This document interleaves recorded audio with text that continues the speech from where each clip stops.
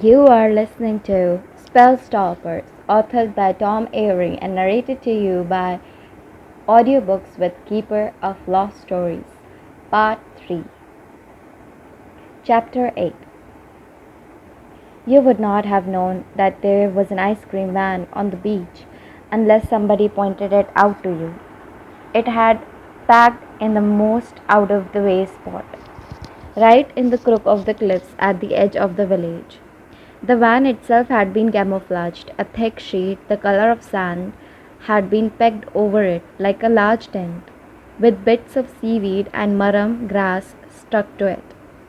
As Max and Kit approached, they saw Pearl emerge from underneath the tented edge, peer around, then scuttle off back toward the village, holding an ice cream cone out carefully in front of her, as if she was doing some sort of strange egg and spoon race.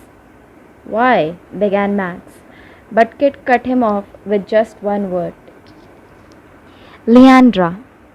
They picked their way across the sandy path, shells crunching underfoot, the tang of sea salt in the air.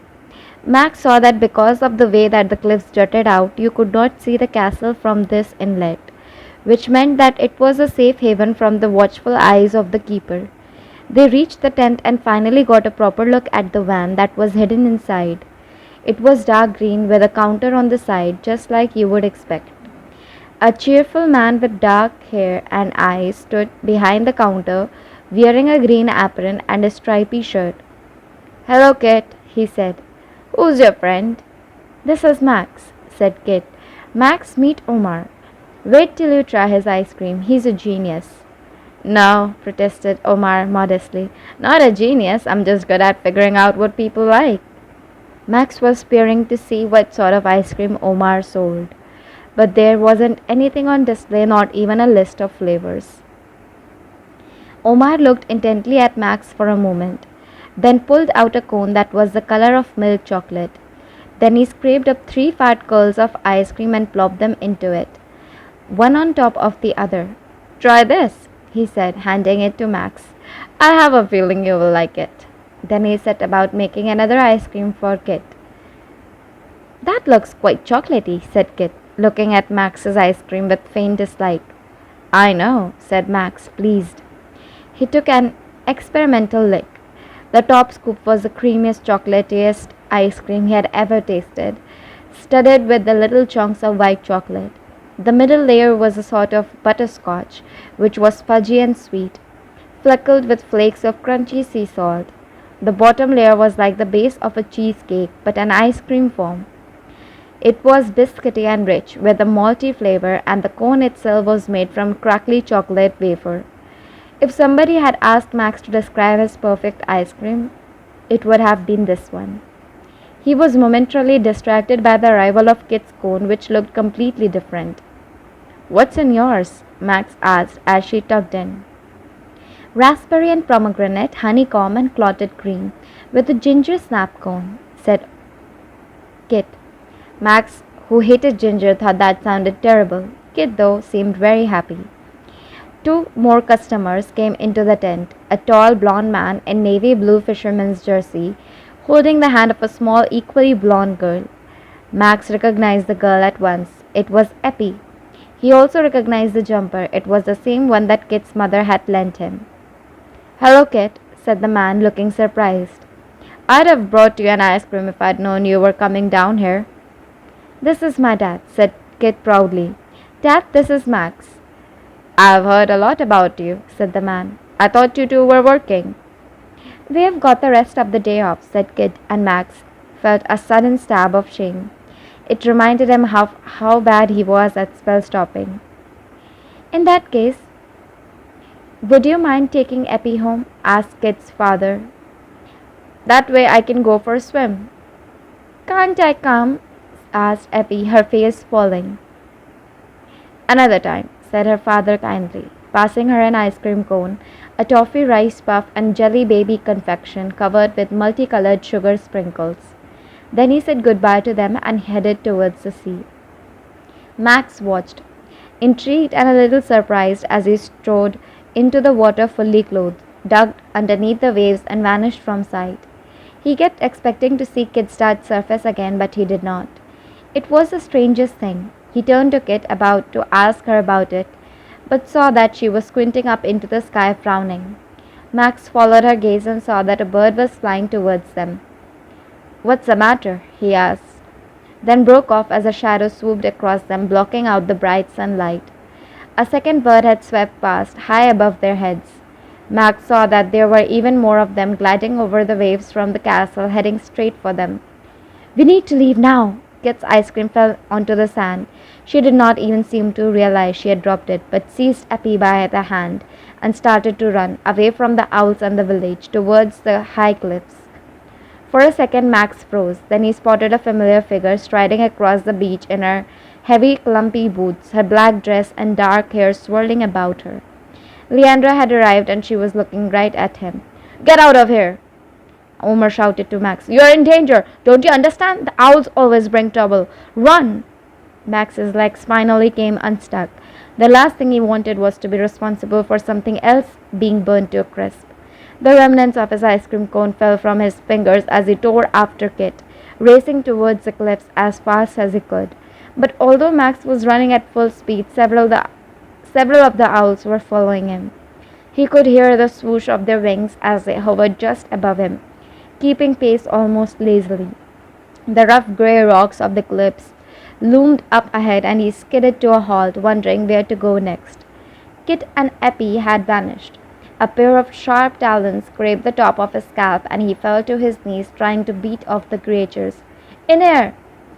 Kit was peering out at him from behind a fold in the cliff face. Max scrambled forward, stumbling towards her. She dragged him behind the rock into the narrowest of gullies. "Quick, down here!" said Kit, and she pointed to a crack in the cliff, a thin triangular gap that looked like the sort of hole that an animal might live in. Max scrambled inside and found himself in a narrow tunnel that had been hewn through the ancient limestone. It was very dark and wet. He could still hear the owls' haunting cries as they circled above the cliff, searching for him. "That was close," said Kit, as she squeezed into the tunnel after him. "It's almost like they are following you, Max." "I hope not," he retorted, then looked around and realized that Kit's sister was nowhere to be seen. "Where's Eppie? Is she okay?" "She's fine," said Kit. "What about you? Are you all right?" "Yeah," said Max, rubbing his head. He could still feel the place where the owl's talons had brushed him, but it did not seem to have broken the skin. "What was all that about?" "I don't know," said Kit, frowning. "It was weird that they arrived so soon after we did. I hope she isn't trailing you. If she's worked out that you are Bram's grandson, maybe she thinks she can use you somehow to force Bram to fix the castle." Max was still trying to catch his breath after his frantic sprint across the sands. He felt shocked by what had just happened. Although he had already been aware that Leandra was dangerous, he had not realized that the rest of the owls might attack too. He hopefully and fervently prayed that Omer was all right. But if Kit was correct, it was Max that they were after. "I think we'd better hide in here until things have settled down," said Kit. "It's too risky to go back outside right now. Come on. Eppie will be wondering what's happened to us." She turned and started to crawl along the tunnel and Max followed, as they went through the dripping wet rock towards the heart of the cliffs. It felt oppressive, as if the mass of stone was pressing down on him and could collapse at any moment. "Where are we going?" he asked, struggling to see in the dim light. "Wait and see," said Kit, without turning round. "Careful with this bit." She slid away from him, out of sight. Max felt the tunnel slope sharply downwards. He lost his balance and fell, landing hard on his elbows just beside Kit. As he scrambled to his feet, he gasped in wonder. They had come out into a huge underground grotto. Shafts of light filtered through the cracks in the roof, and it had the quiet, solemn feeling of a church. But that wasn't the most curious thing about the space. Every inch of its surface was covered in shells, which had been arranged into intricate patterns. There were swirls and stars and flowers and arches picked out in the shells of all shapes and sizes.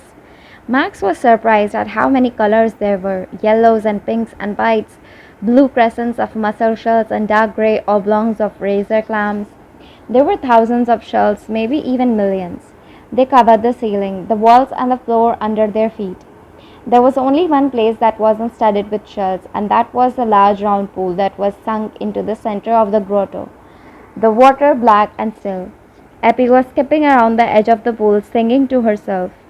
It had the strangest atmosphere of anywhere he had ever been.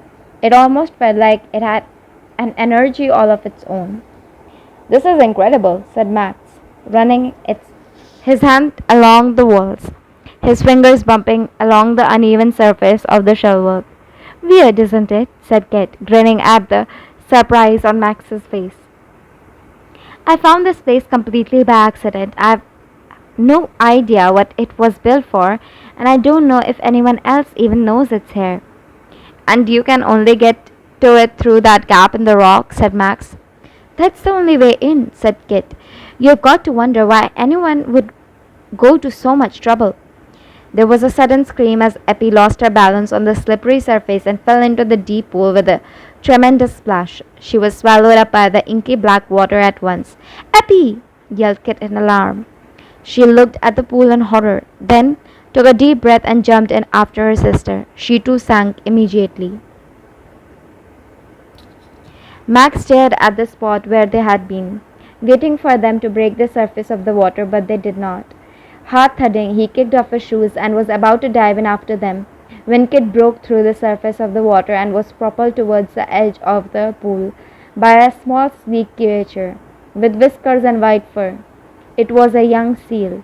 The seal pushed Kit towards the edge, and Kit grasped hold of the shell-covered side, choking. Max grabbed her arm and helped her up. The seal bobbed under the water and re-emerged as Eppie, who clambered out too. "You shouldn't have gone in after me," protested Eppie. Kit was doubled over, gasping for breath and coughing up water. "She's not very good at swimming," said Eppie to Max. "I thought you were in trouble," spluttered Kit. "You screamed." "I was surprised. It wasn't like I meant to fall in." "You turned into a seal," said Max faintly.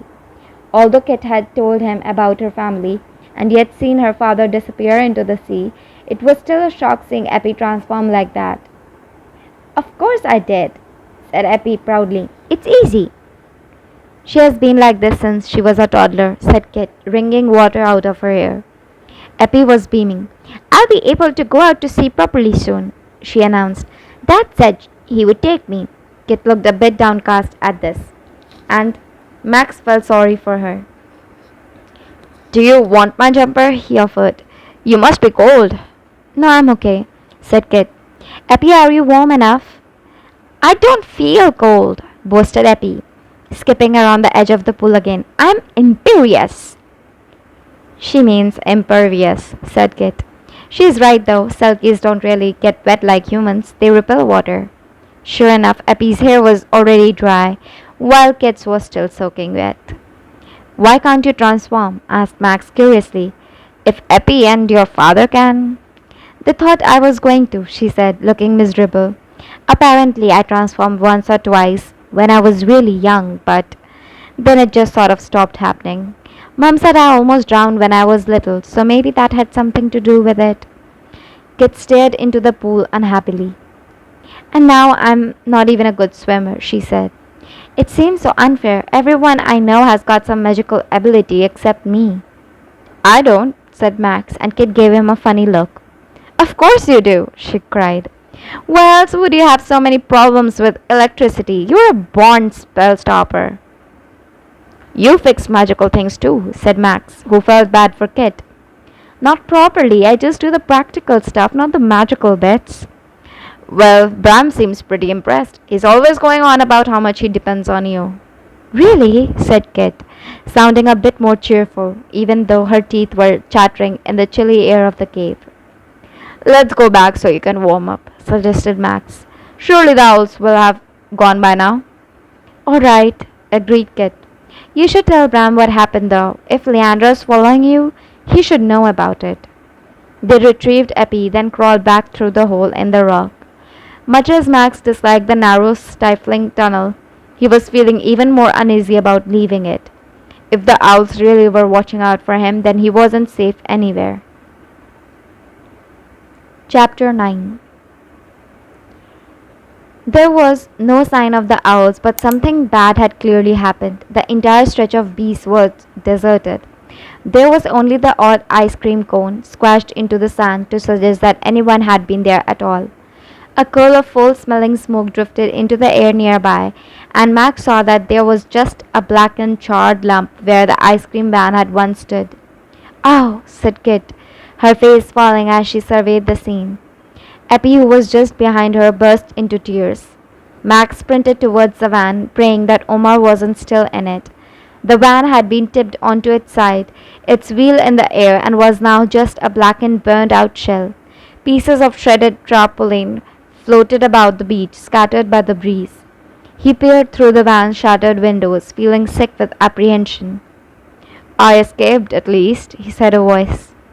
Omar came from the side of the van. His neat apron and striped shirt were streaked with ash, and he held a metal ice cream scoop in one hand.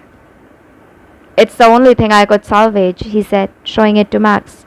"Leandra burned everything else." "I'm so sorry," said Max, feeling terrible for him. "Why would she do something like this?" burst out Omar. "I've never done anything to offend her." "Maybe we could all get together and stand up to her," suggested Max. It seemed unbelievable that Leandra was able to get away with behaving like this. "The keepers are too strong," said Omar heavily. "You can't cross them. It's asking for trouble." "I'm sorry about your van, Omar," said Kit, finally catching up with them, clutching Eppie firmly by the hand. "But we will have to go home right now. My parents will be beside themselves if they hear about this, and Max needs to tell Bram what's happened." "Go," said Omar, waving them on their way. "I'll be fine." Max, Kit, and Eppie made their way back across the beach towards the road, keeping their eyes peeled for any sign of the keepers. But the place was still and oddly silent, except for the gentle lapping of the waves. Max was silent, trying to think of a way to stop Leandra. Maybe Bram would have some ideas. He seemed to know about the keepers than anyone. He said goodbye to Kit and Eppie once they reached the dusty road that curved above the beach. They hurried back through the village, which he made his way up the steep little lane that led to Bram's farmyard. Evening had almost fallen by the time he returned. The long shadows meant that, for a moment, he did not see the owl that was perched on the stone gate post watching him. It had dark feathers and very piercing orange eyes. As Max approached, it flapped its long wings, blurred for a moment, and then a split second later it vanished. In its place was Leandra, who was sitting on top of the gate post and grinning at him in a rather unsettling way. "Hello," she said, and jumping down, landing on the dusty track with a thud in her leather boots. "It's Mac, isn't it?" She held out her hand as if she expected him to shake it, but Max kept his own hands firmly by his sides. "Why are you following me?" he asked, trying to keep his voice steady. The truth was, after what had happened at the beach, he understood why everyone in Yowling was so scared of Leandra. It was terrifying encountering somebody so unpredictable. She could turn from pleasantries to violence in a heartbeat. "I'm not interested in you," she said, rolling her eyes and tossing her long dark hair over her shoulder. "It's Bram I want." "I saw what you did at the beach earlier," said Max coldly. "Why do you have to ruin everything?" "Because I'm the keeper of Yowling Castle," said Leandra. "So, no one in the village should do anything without asking my permission. Otherwise, something very bad will happen to them." Leandra looked extremely pleased with herself. Max gave up trying to reason with her. It was useless. He remembered what Bram had told him about the castle's magic going bad, and how this had affected the keepers too. Leandra had clearly become so deluded that she thought she ruled over the whole of Yowling, instead of just being the castle's magical caretaker. He turned his back on her and headed towards the farmhouse, but Leandra followed in his footsteps just a few steps behind him. He stopped. So did she. He started walking again, and she began to follow him once again. "What do you want?" he cried, wheeling around to face her. "Nothing," she replied, still smiling weirdly. Max was beginning to feel deeply uneasy. She was playing some sort of game with him, but he did not know what it was. He hurried towards the kitchen door, wanting to get inside and away from Leandra as quickly as possible. He rattled at the handle and was surprised to find that it was locked. He peered in through the window, still uncomfortably aware of her presence close behind him, and a moment later Bram threw the door open. "Thank heavens you're back," he began, ushering Max inside before he could say anything. Then Bram broke off as Leander darted in behind them and slammed the door shut. "Got you," she announced triumphantly, her back pressed to the door. Bram swore. "I don't want anything more to do with you," he bellowed. "Get out of my house." But Leandra did not budge. "Listen to me," she said firmly, "or I'll burn the whole place down." Leandra drummed her long silver fingernails against the door and looked around the kitchen, her gaze resting firstly on the big wooden dresser around the kitchen and then on the dogs, who were sitting in their feather-filled beds growling at her. Max had a horrible feeling that she was deciding which of the two to set on fire first.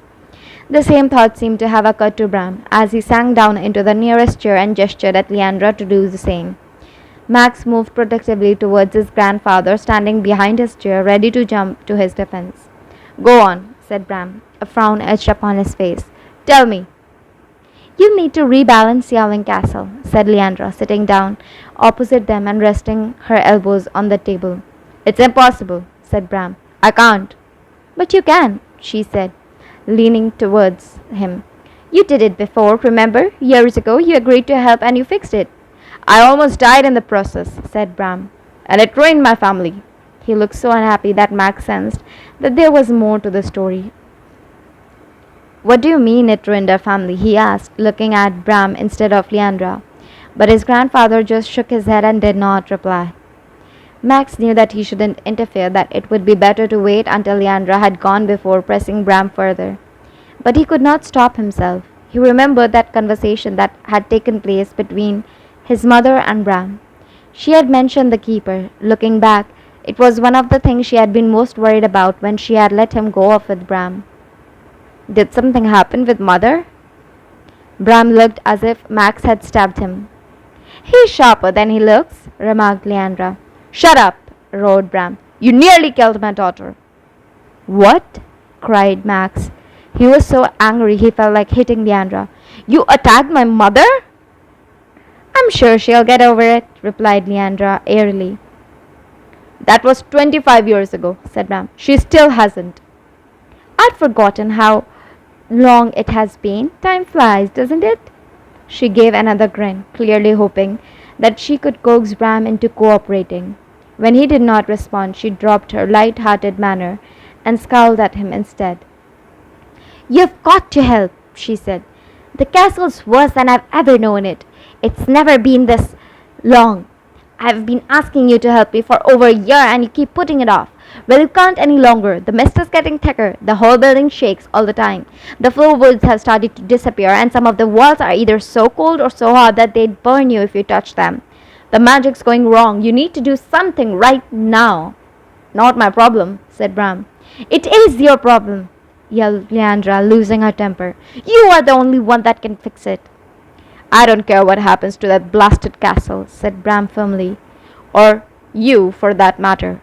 Leandra stood up very quickly so that her chair toppled over and crashed to the ground. She was staring at Bram with so much fury that Max would not have been surprised if his grandfather had spontaneously combusted. The three dogs started barking at her so loudly that the sound was deafening. "Shut up!" screamed Leandra. She pointed at the dog beds, which burst into flames at once. The dogs yelped and leaped out of them, shooting across the room in terror. Leandra strode over the door, pushing past Max. "You will fix the castle," she said, turning around to give Bram a final blazing look. "Just you wait." After she had left and they had thrown potfuls of water over the three burning beds, they were left with a smell of scorched feathers, a wet floor, and a distinctly unpleasant atmosphere. At least Triacle, Sardine, and Biana were unharmed, except for a couple of patches of slightly singed fur. The dogs were all shocked and subdued, as was Max, but Bram looked the most upset of everyone. "She's not coming back in here," he growled, and Max heard him going down the steps to the little brick cellar. He reappeared a moment later, carrying an odd contraption that looked like a cross between rifle and trumpet. What's that? Asked Max, frowning at it. Blunderbuss, said Bram. If I see another owl, I'm going to shoot it. Aren't they too magical for that? Asked Max. Probably, but I don't have any better ideas. Bram, what did Leandra do to my mother? Bram sighed heavily. When I went to fix the castle last time, your mother did not want me to go. She must have been about 14 at the time. She tried to stop me, but Leandra set the rest of the keepers on her. They almost ripped her to pieces. It was a miracle she managed to escape without being seriously hurt. And I went over to work on the castle anyway. What? Said Max, hardly able to believe it. You went over there after Leandra did that? You've got to understand, Max. My family had always helped the castle. It was my grandmother before me and her granduncle before that. No one had ever refused before. I felt like I had to. I thought it would be better for everyone in Yawling if I fixed the castle. But I was wrong. I should have left it. What did Mom say after you fixed it? Never forgave me, said Bram miserably. Max was stunned. He had never guessed that something like that could have happened to his mother. She seemed so ordinary. There wasn't a single thing about her that suggested her background, that she had grown up in the very same pink bedroom that was currently he was sleeping in, with its view of the enchanted castle. She left home as soon as she could, continued Bram sadly. Think she just wanted to get away from it all, really. She was very cut up about not being a spell stopper, you know. Everyone in Yowling has something magical about them, so she felt a bit out of place. Probably best, really, that she built her own life away from all of this. I know she was hoping you wouldn't inherit the gift, but I'm glad you did. It was nice to see her again, and it's good to have you here. Bram broke off and coughed into his crumpled cotton handkerchief. Could you go out and fill some sacks with straw? He asked. Dogs need to sleep on something tonight. I'll hunt out a few things for dinner. It will have to be bread and cheese. Don't think I can face cooking just now. Of course, said Max at once, his mind still reeling from what he had just found out. Don't worry yourself about anything, advised Bram. Like I told your mother, I'm done with the keepers. All I want is a nice, quiet life.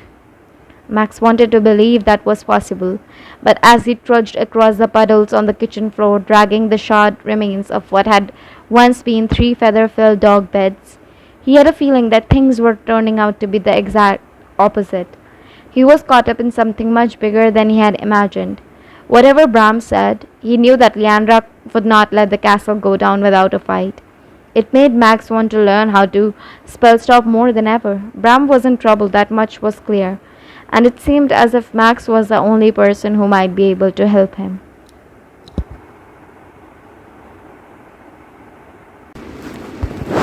Chapter 10. Over the next few days, Max noticed a change in his grandfather. He was twitchy and nervous and refused to answer the door, which caused a lot of confusion for customers.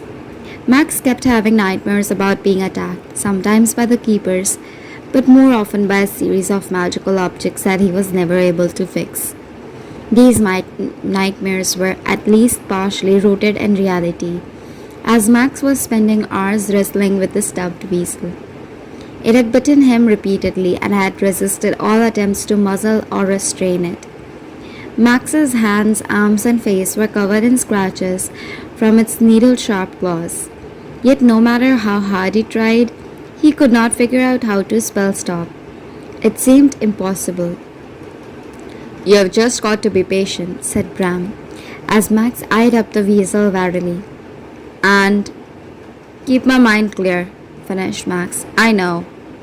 The weasel, who knew what was coming by now, made a hollow hissing sound, then licked its lips. Max moved towards it warily, trying not to think of anything in particular. The weasel made a swipe at him, and Max seized both its forepaws in its hands. He felt the magic surge through him, running through his body, then a sudden stabbing sensation broke the connection. Ow! He cried. The weasel had locked his jaw onto his wrist. Max jerked his arm away, trying desperately to shake it off. It flew across the room, stand and all, hissing furiously as it went.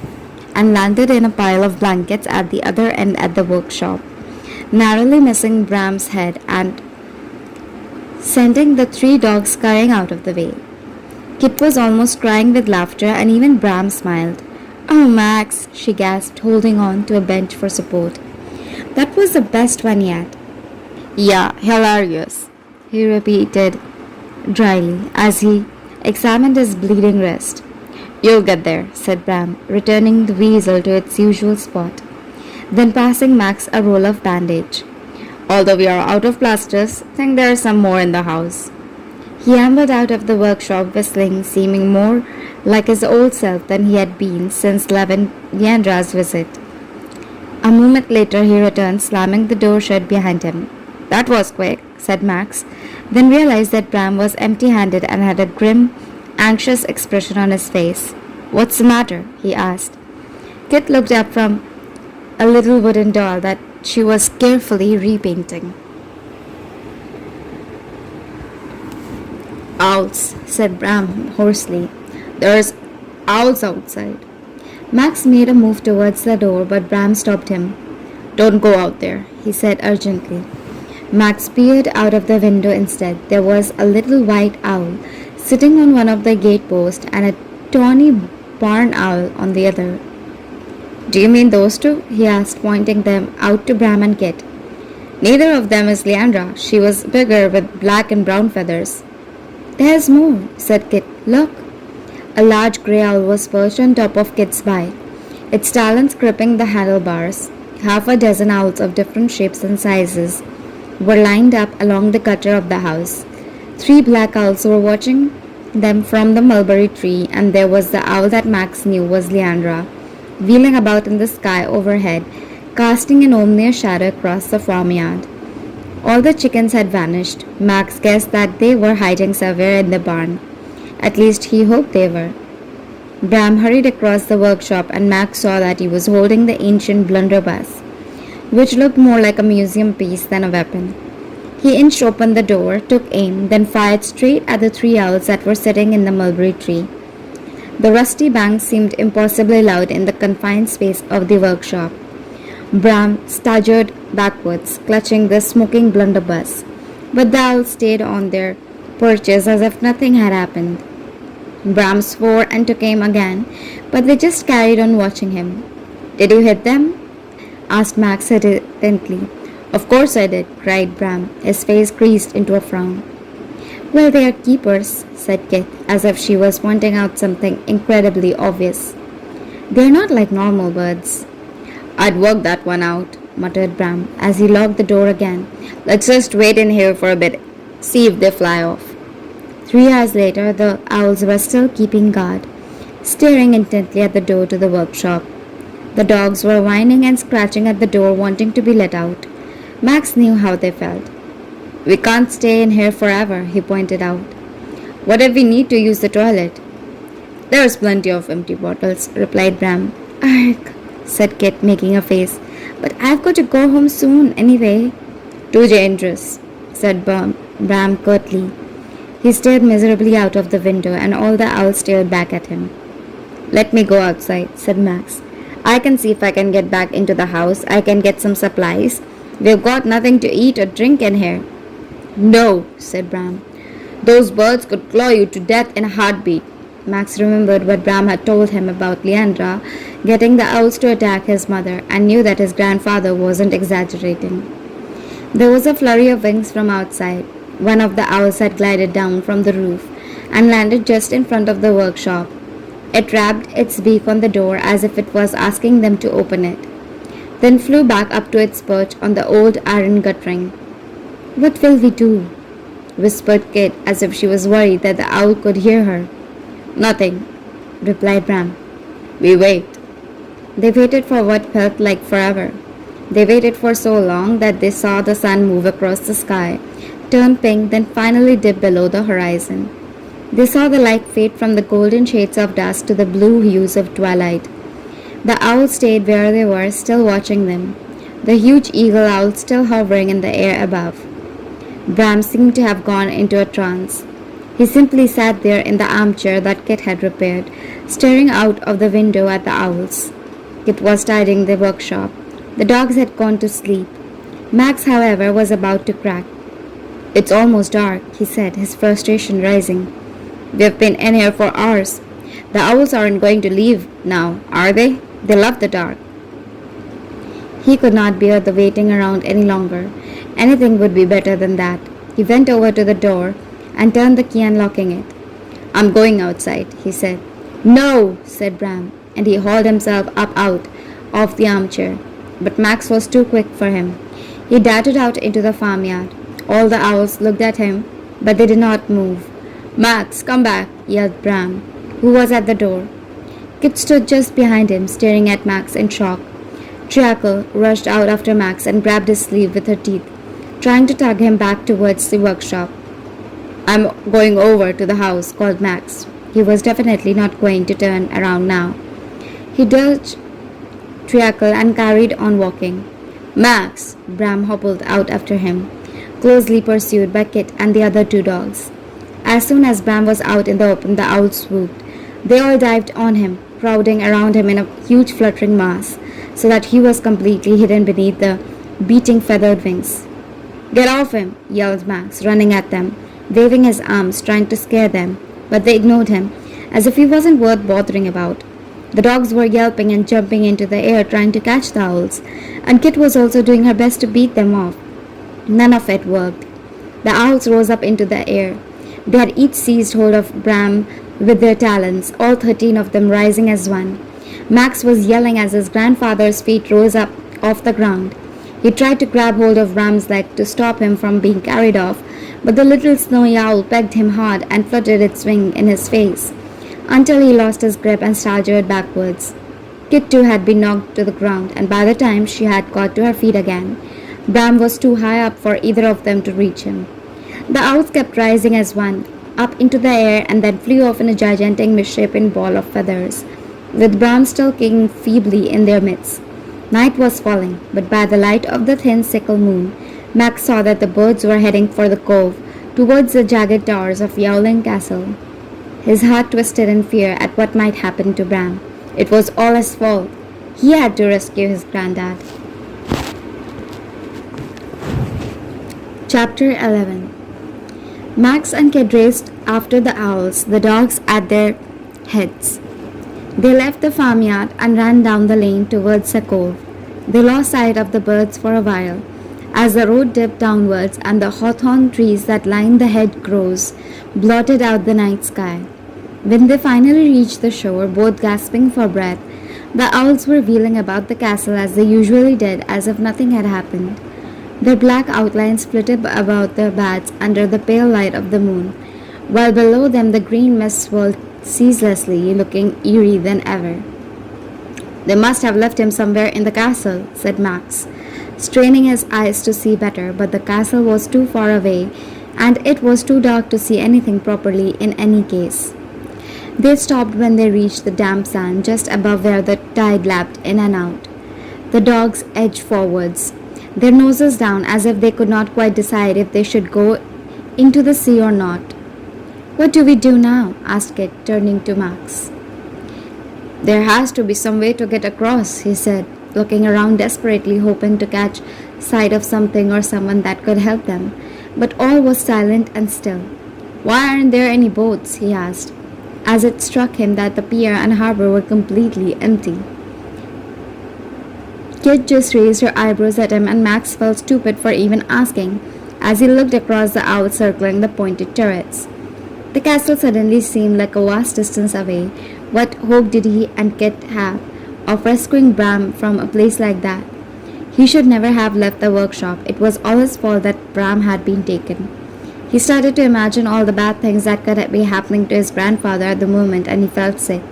He realized for the first time how close he had grown to Bram, even though he had only been staying with him for a short while.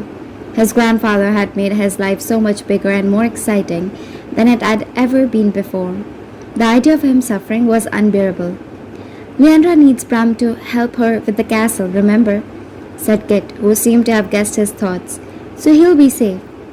"Bram said that fixing castle would kill him," said Max flatly. "I have an idea," said Kit suddenly. "Let's go and see the captain." "Who?" He lives close by, said Kit. If anyone knows where to get hold of a boat, he will. He used to be a ship's captain. He's been in Yowling for longer than anyone can remember. Everyone just calls him the captain. I have no idea what his real name is. They called the dogs, who had scattered around the beach, sniffing intently as if they were trying to track down Bram. Then Kit led the way underneath the rickety wooden pier, across the sands and up to the seafront, then down along the row of squashed together houses, until she stopped in front of one that looked as if it had been made out of part of an old ship. Its front was studded with crisscross timber beams, and an old figurehead sat above the door, carved into the shape of a woman who looked blankly out towards the sea. The house's upper windows were round and appeared to have been made from old portholes. The curved bay windows on the ground floor were covered with tattered curtains, but a light shone through one of them, signaling that somebody was inside. Kit knocked on the door and Max stood next to her, holding Banana and Sardine by their collars. Unlike Triacle, who was older and more sensible, the two younger dogs tended to be over-enthusiastic in greeting people. Kit knocked for a second time, then when nobody answered, she poked open the rusty letterbox and peered through it. "Hello," she called in. "Are you in?" A moment later, the door cracked open a fraction. "Don't shout," hissed a voice. "She'll hear you." "She's in the castle," said Kit. "What makes you so certain of that?" replied the captain, still hiding behind the door. "Because she's taken Bram," said Kit.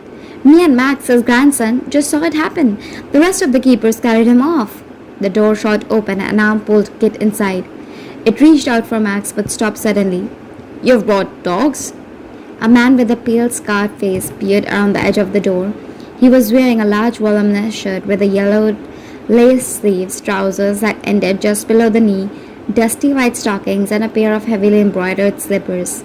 He was quite old, but his hair was long and curled. He might have been wearing a wig. The overall effect was impressive, and Max could not stop staring. "They're not coming in." "But I can't leave them outside," protested Max. "I'll get you some string," said the man. He padded off the down of the corridor and presently returned with large ball and twine and an old-fashioned penknife. "You can tie them to the railings." Max did so. Tracker seemed resigned to staying there, but Banana and Sardine kept whining and straining against the strings, staring up at him as if he was abandoning them. "I'll be back soon," he promised, then followed the man inside. It was an interesting house. The hallway was plastered from floor to ceiling with paintings, nearly all of them of shipwrecks. The floorboard creaked loudly, and they all sloped in different directions, which made you walk in an uneven, lurching way, almost as if you were on a ship. It smelled of a mixture of stale tobacco and equally stale fish, which wasn't particularly pleasant to start with, but got less noticeable over time. Kit was in the sitting room, where there was a roaring fire and a big open hearth. There were no shipwreck paintings here.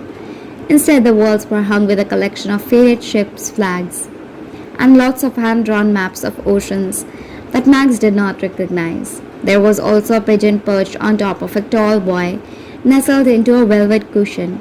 It stood up when Max came in and peered down at him, blinking sleepily, then settled back down again and closed its eyes. Sit down," said the captain, gesturing to the lumpy armchairs that were grouped in front of the fire, and Max lowered himself into a chair whose seat sunk violently downwards. It was a bit like sitting in a bucket. The captain threw a large log onto the fire, which sent showers of sparks shooting up the chimney, then stood directly in front of the hearth, warming his back. Max thought that he looked oddly faint, but perhaps it was just a trick of the firelight. "Well then," said the captain, "tell me what happened."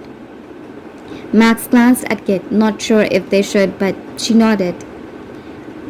"We can trust the captain," she said. "He doesn't like the keepers either." The captain spluttered. "Of course I don't," he roared. "Who in Yowling does?" He settled himself back against the mantelpiece more comfortably, then pointed to the large carved narwhal horn that hung in pride of place on the opposite wall. "Bram's spell stopped that for me 15 years ago," he said. "It had got so bad it nearly drove me mad. Kept whistling all the time. It wouldn't desist no matter what I did. Bram put it right in a jiffy. He wouldn't even take any payment for it. I'm indebted to him. You can trust me. Max was reassured. He and Kit recounted exactly what had happened. When they had finished, the captain looked serious. So he's imprisoned in the castle now, then? He asked. Just him and the owls? They nodded. Well, you did right coming straight to me. I know Yowling Cove better than anyone. I've sailed every inch of it. Is there a way into the castle? Asked Kit. Have you been inside? I've never been inside, but I do know of a way in. There's a door. It's hidden right at the back of the castle, facing the rocks. Max and Kit exchanged hopeful looks. What about a boat? Asked Max. Can you help us get out there? A boat? Roared the captain, startling the pigeon, who fluttered off the tall boy and flew up the safety of the curtain pole. I used to command an entire fleet. Of course I can help you with the boat. Max grinned. But what will we have to do when we get there? Asked Kit, who was clearly hoping for a more detailed plan. One thing at a time, young Kit, replied the captain. I'll ferry you over there, that's all I can promise. Give me a couple of hours and I'll send word once we are ready to mount an attack. The captain looked quite delighted at the prospect of an adventure. He gave a cooing whistle and the pigeon flew down from the captain of the curtain reel and landed on his outstretched arm, just below his lacy shirt cuffs. This is Cassandra, said the captain proudly. Beautiful, isn't she? Lovely, agreed Max, wanting to keep him happy, despite having no idea whether the Cassandra was a good-looking pigeon or not. The captain beamed with pleasure and stroked the pigeon with his forefinger while she pecked at his curled hair. I found her as a hatchling, squawking all by herself in the middle of the street, he said. I saved her from being eaten by a seagull. I thought she'd fly off when she was grown, but she prefers to stay with me. It's no wonder, really. Pigeons are very intelligent birds.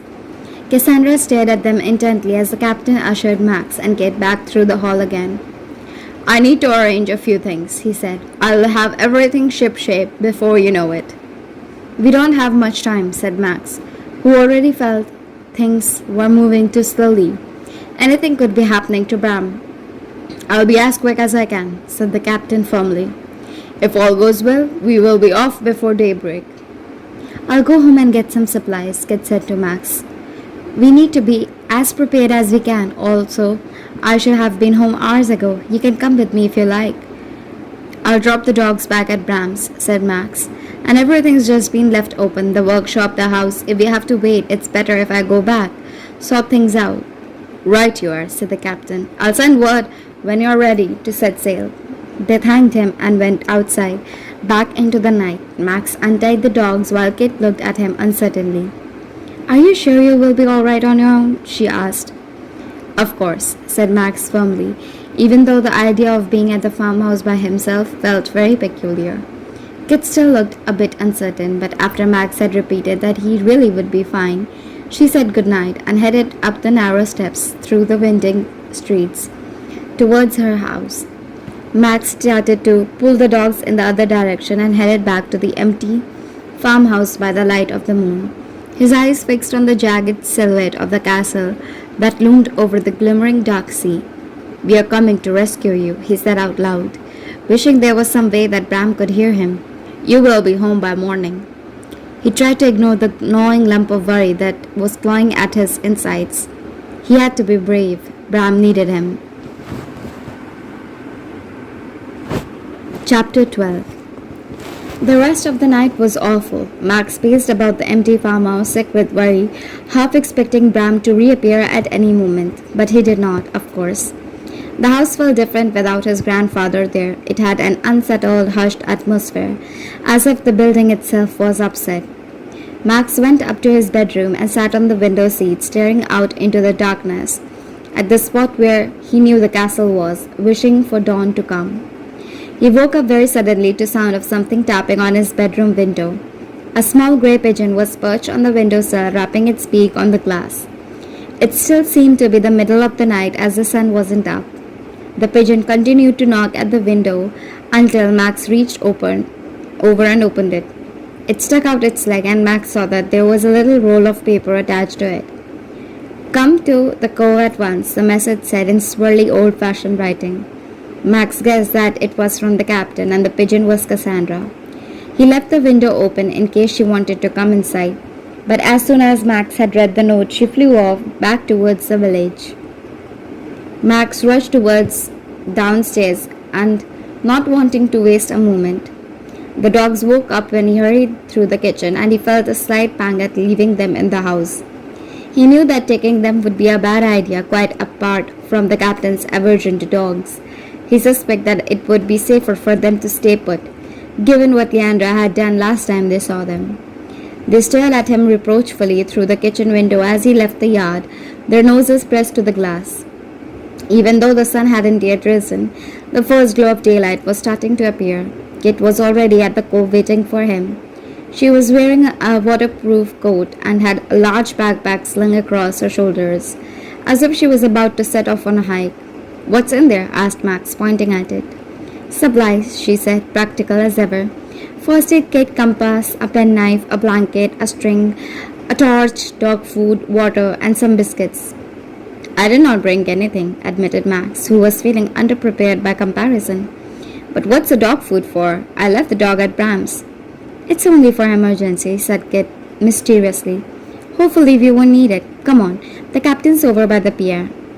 They hurried across the sand, and Max could see the castle now, silhouetted against the dark sky.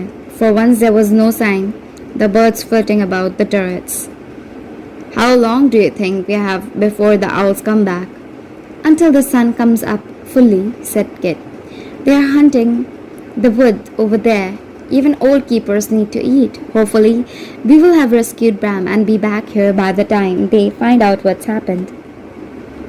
"Do you think Leandra goes with them?" asked Max. "I think she probably does," said Kit thoughtfully. "She definitely doesn't buy food from the village and she must eat something. Imagine Leandra eating mice." She shuddered. They were nearly at the pier now, and up ahead they saw the captain standing next to a large lumpy shape covered with some sacking. He looked even paler somehow now that he was outside. His skin was oddly purulent, but he waved cheerfully as soon as he saw them. "Excellent news," he cried. "Getting a boat proved more challenging than I anticipated, but I prevailed in the end." He pulled the sacking off with a flourish. Max's heart sank. It was Tom's rowing boat. The hole in the bottom had been roughly patched up with a length of wood and a bit of tar. Kit frowned at the repair, clearly unimpressed. "Good as new," announced the captain. Something large and fish-like erupted from the sand right beside Max. "Tom!" croaked Max, yielding from the shock. "Yerp," said Tom by the way of greeting. "Tom's coming with us," said the captain. "Between us, we know every inch of that bay. We'll see you over safely." This was not exactly how Max had imagined their rescue mission, setting off with them all crammed into Tom's broken rowing boat. But the captain looked so enthusiastic that it seemed pointless to argue, especially since they had no better alternative. "Present for you," Tom was saying to Kit, "for fixing those spots. Here." He thrust an unhappy wriggling lobster into Kit's hands. Thanks," said Kit, holding the lobster at arm's length and looking uncomfortable. It was waving its claws in the air and clicking them furiously. She set it down in the boat and it immediately hid itself beneath the sack. "I'll just keep it there for now." "Hurry!" cried the captain. "The sooner we go, the better. There's no point waiting for those owls to come back. The tide's too low to use the pier. We will have to launch our vessel the hard way." This meant that all four of them had to shove the boat down the beach until they could jump there. "You two young ones, jump in now," instructed the captain. "We'll push it out." Max and Kit clambered into the boat and settled themselves on a wooden bench towards the back, taking care not to disturb the lobster. Max watched Tom, steadily pushing the boat out to sea, while the captain danced about him, calling out instructions. but not actually doing anything. They waded forwards until the boat stopped rasping against the sand and floated on the waves. The boat lurched from side to side as Tom hefted himself in, clambering over the side, but the captain vaulted in elegantly, as if he weighed nothing at all. There was something peculiar about him, but Max couldn't quite put his finger on it. Right, said the captain, handing Tom an oar and taking the other one himself. Off we go. The captain hauled at his oar, but his hands slipped right through the wood. He tried again, but the same thing happened. Meanwhile, Tom had started to row with gusto, and the boat began to turn in circles. Stop, cried Max as they lurched about. What's the matter? Tom's rowing out of time, said the captain. It's a common mistake with novice oarsmen. He took hold of his own oar again and spoke kindly to Tom. Just try and keep pace with me, he said, and heave. Tom's oar cut through the water while the captain's hand slipped through his own oar yet again. Max caught Kit's eye and she shrugged at him, clearly equally at loss. Tom, said the captain in a reproving fatherly way, let's have another attempt. I'm sure you'll master it eventually. Tom looked annoyed. His fish-like eyes boggled at the captain, and his knuckles tightened around his own oar. Max, meanwhile, was beginning to get suspicious. It was all starting to make sense. The captain's oddly translucent appearance, the way his hands kept slipping through the solid objects, the fact that his strange house looked as if time had stood still for several centuries. You're a ghost, aren't you? He said, addressing the captain directly. So what if I am? Replied the captain. I've sailed round the world 6 times. How many of you can say that you have done the same? But you can't row, cried Max in exasperation, conscious of how much time they were wasting. Of course I can, retorted the captain, looking deeply affronted. I was a champion oarsman in my day. Tom seized the opportunity to grab the captain's oar as well as his own and began to row with swift, steady strokes. The captain shuffled backwards out of the way and frowned for a moment, watching him. Well, you seem to have found your stride now, he said admittedly, grudgingly. Some men work best on their own. He folded his arms, watching Tom critically. Didn't you know the captain was a ghost? Max whispered to Kit. No, she hissed back. I've never seen him outside before, and you don't go around asking people and yowling what they are. It's considered really rude. If they don't tell you, you just have to accept not knowing. They lapsed into silence as they headed out into the bay. The little boat bobbed across the waves, and the castle got bigger and bigger the further out they went, as did the line of tall spiky rocks that stood behind it, cutting off the cold from the open sea beyond. It was getting colder now they were out on the water, and Max shivered in his thin jumper, especially as he kept getting splashed from the strokes of the oars. It was cloudy and overcast, so the sea was the same slate grey as the sky, and the castle looked blacker and more sinister than ever, wreathed by the ghoulish green mist that swirled ceaselessly about it. Max leaned forward, peering around Tom to get a better view. The castle was set on a mound of jagged rock, and was even more enormous than he had originally thought. There were at least a dozen turrets, all with narrow slit windows. The side that faced the bay had no visible door, and the lowest windows were at least 6 meters above the rock. Max thought it looked like a prison. Bram's chances of escaping seemed increasingly slim. Don't get too close, the captain said to Tom. Keep a wide berth as we row around. We don't know what the dratted mist might do. How will we get through it? Max asked. You are the spell stoppers, replied the captain. I was expecting you to have think about it. Max and Kit exchanged dismayed looks. Max had still no success whatsoever at spell stopping anything. If magical intervention was requested, they were definitely in trouble. Let's just wait and see, said Kit at last. It might not be as bad once we get around to the other side. They all watched apprehensively as they made their way around the edge of the castle. The waves lapped against the sides of the boat, and the oars creaked as they swung to and fro. Here we go, said the captain as they rounded the corner. They bobbed down a narrow, choppy strip with the castle on one side of them and the line of rocks on the other. The narrow inlet felt very oppressive, and Max's skin prickled with fear. He could tell by the faces of other three that they were feeling the same. Even the captain had lost some of his hearty manner. "That's the spot," he said, in an unusually subdued voice, pointing at the rear of the castle. There above them, in the curving wall of one of the turrets, was a narrow black arc the size of a door, cut into the stone. "Could you bring the boat a bit closer?" Max asked. "We'll have to climb up there."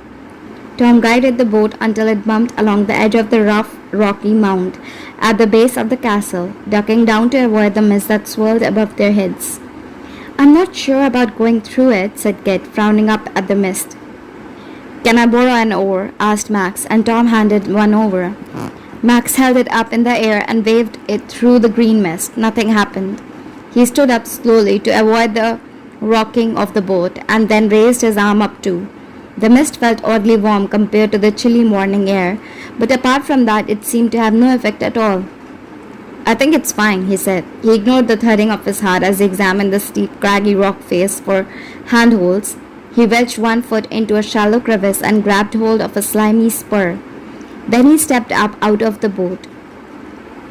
"Tom and I will stay on board," announced the captain. Now that they had reached the castle, the captain's face was gleaming bright white with fear. "We'll make sure the vessel's shipshape for a speedy return." "Yep," agreed Tom. "Will you wait here for us?" asked Kit, who had got to her feet too. "Of course," cried the captain. "Never abandon a shipmate, that's my motto." Max began to climb steadily upwards, straining his eyes to see, his hands and feet shipping on the wet rocks. Kit followed just below him. Within seconds he was enveloped in the green swirling mist. As Max breathed in mouthfuls of the warm mist, he felt his mind beginning to go foggy. He kept climbing, stumbling now as he went. "Max," said Kit, who had drawn level with him, "I'm beginning to feel dizzy." "Me too," he said, finding it hard to even form the words. His brain seemed to get more sluggish by the second, and he almost fell as he missed a foothold. Kit made it up the top of the rocks and collapsed at once into a ball, covering her face with her hands. With a huge effort, Max hauled himself to the top and crawled forwards to where Kit was. "My head," she moaned. "Keep going," said Max thickly, forcing himself onto his feet. "It's clear up in front." The two of them staggered forwards across the uneven ground and out of the mist. Their heads cleared instantly. "What was that?" said Kit, looking back at the mist. It was so dense that it clouded out to the view of the sea below, and its greenish tinge made everything seem sickly and odd. But Max was staring towards the castle, unable to believe his eyes. The door had vanished. There was just smooth dark stone in the place where the ark had been. "I thought it was straight in front of us," he said, scanning the side of the high castle wall. "It's disappeared."